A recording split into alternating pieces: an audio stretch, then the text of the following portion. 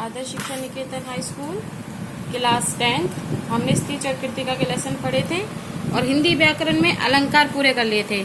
आज हम third lesson करेंगे, विकारी शब्द और अविकारी शब्द किसे कहते हैं। ठीक है, और ये अपनी कॉपी में भी लिखना है आपको। तो विकारी शब्द वह होते हैं जिनमें लिंग, वचन, कारक, काल, पक्ष के आकार में परिवर्तन हो जाता है।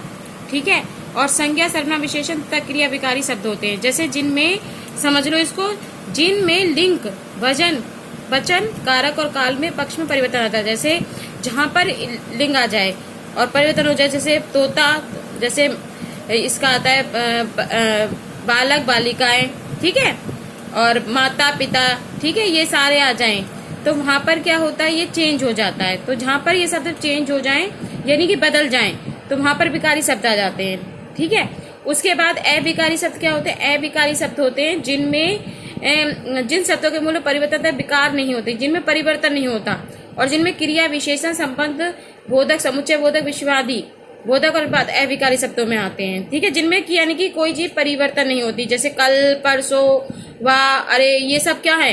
ये सारे वो शब्द हैं जो कि अविकारी शब्द है। इनमें परिवर्तन तो नहीं होता ना, परंतु विकारी शब्दों में परिवर्तन हो जाता है। जैसे कि वचन में बदलेंगे, पुस्तक है तो पुस्तकों के क्या हो जाएंगे? पुस्तकें। सेना का क्या है? सेनाएं। ठीक है, तो ये सारे जो चीज में परिवर्तन हो जाता है वो होते हैं विकारी शब्द, और जो परिवर्तन नहीं होता वो होते हैं अविकारी शब्द। उसके बाद दूसरा क्वेश्चन आता है कि शब्द किसे कहते हैं? शब्द भाषा की स्वतंत्र और सार्थक इकाई है। जैसे राम, रामन, मारना। ठीक है, तो शब्द भाषा की स्वतंत्र और क्या इकाई है? सार्थक इकाई है। उसके बाद आता है कि पद किसे कहते हैं? जब किसी शब्द को व्याकरण के नियमों के अनुसार किसी वाक्य में प्रयोग किया जाता है। जब किसी शब्द को व्याकरण के नियमों के अनुसार किसी वाक्य में प्रयोग किया जाता है, यानी कि व्याकरण के जो नियम हैं, जो नियम बनाए जाते हैं, उनमें किसी वाक्य को प्रयोग किया जाता है तो वहाँ पद बन जाता है। जैसे राम, रामन, मारा शब्द है। ठीक है, अब यहाँ पर क्या शब्द है कि राम, रामन, मारा शब्द है। अब इसको शब्द बनाएंगे कि इन पद को जोड़ दिया जाएगा तो क्या बनेगा? ये पद बन जाएगा। जैसे राम ने रामन को मारा। ठीक है, तो यहाँ पर ये किसके नियमों का पालन हुआ? व्याकरण के हुआ ना, कि व्याकरण के अनुसार हमने शब्द को बनाया, तो यहाँ पर ये क्या बन गया? पद बन गया। समझ में आ गया? उसके बाद आते हैं कि शब्द और पद में क्या अंतर होता है। शब्द भाषा की स्वतंत्र और सार्थक इकाई होती है और वाक्य के भार रहता है, परंतु जब वाक्य के अंग के रूप में प्रयोग किया जाता है तो इसे क्या कहते हैं? पद कहते हैं। जैसे लड़का, मैदान शब्द, इन शब्दों में यह वाक्य बनाने पर क्या बनेगा कि लड़के मैदान में खेलते हैं। ये सब क्या बन जाते हैं? पद बन जाते हैं। ठीक है, कि वाक्य का नियम जो हो जाता है। उसके बाद आते हैं कोशीय शब्द किसे कहते हैं? जिस शब्द का अर्थ शब्दकोश। शब्दकोश क्या होता है? जो आप इंग्लिश में कहते हो ना, अपनी डिक्शनरी जो कहते हो, उसको कहते हैं शब्दकोश।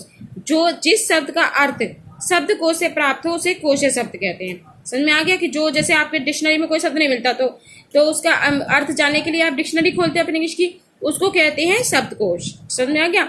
तो जो शब्द अर्थ शब्दकोश से प्राप्त होते हैं उसे कोशीय शब्द कहते हैं। अब आता है कि पद के कितने और कौन कौन से भेद होते हैं? पद के 5 भेद होते हैं: संज्ञा, सर्वनाम, विशेषण, क्रिया और अव्यय। पद के कौन कौन से भेद होते हैं? 5: संज्ञा, सर्वनाम, विशेषण, क्रिया और अव्यय। अब आता है कि व्याकरण शब्द किसे कहते हैं? व्याकरण शब्द उस शब्द को कहते हैं जो व्याकरण कार्य करते हैं। ठीक है, कि व्याकरण शब्द उस शब्द को कहते हैं जो व्याकरण कार्य करते हैं। जैसे मुझसे आजकल विद्यालय नहीं जाया जाता। इस वाक्य में क्या है? कहाँ नहीं जाया जाता? विज्ञान। तो यहाँ पर क्या आएगा? जाता। ठीक है, कौन सा शब्द हो गया? व्याकरण। अब आता है क्वेश्चन कि जब शब्द स्वतंत्र रूप में प्रयुक्त होता है और वाक्य के भार होता है तो उसे क्या कहते हैं? पढ़ा था तुमने पहले इसमें, शब्द और सार्थक इकाई।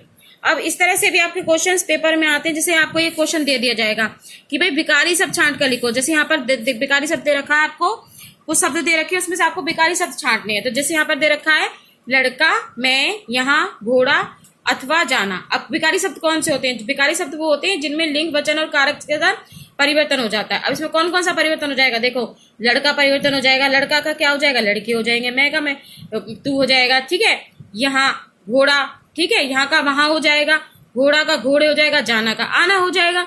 तो यहाँ पर ये परिवर्तन हो गए। ठीक है, तो यहाँ पर कौन से शब्द हो गए, ये विकारी शब्द। अब नीचे वाले क्वेश्चंस में देखेंगे अविकारी शब्द। अविकारी शब्द क्या होते हैं, जिनकी शब्दों के मूल में परिवर्तन नहीं होता।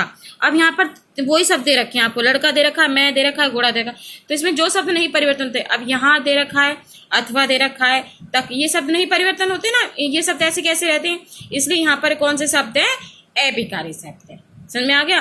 तो इस तरह से आपके क्वेश्चन आते हैं। आप सभी बच्चे इस लेसन को अपनी फेयर कॉपी में लिखेंगे, जो कि क्वेश्चन आपको सेंड कर दिए जाएंगे। आज के लिए इतना है। नेक्स्ट क्लास में स्टिच का सेकंड लेसन, पद्य खंड का सेकंड लेसन पढ़ेंगे। ठीक है।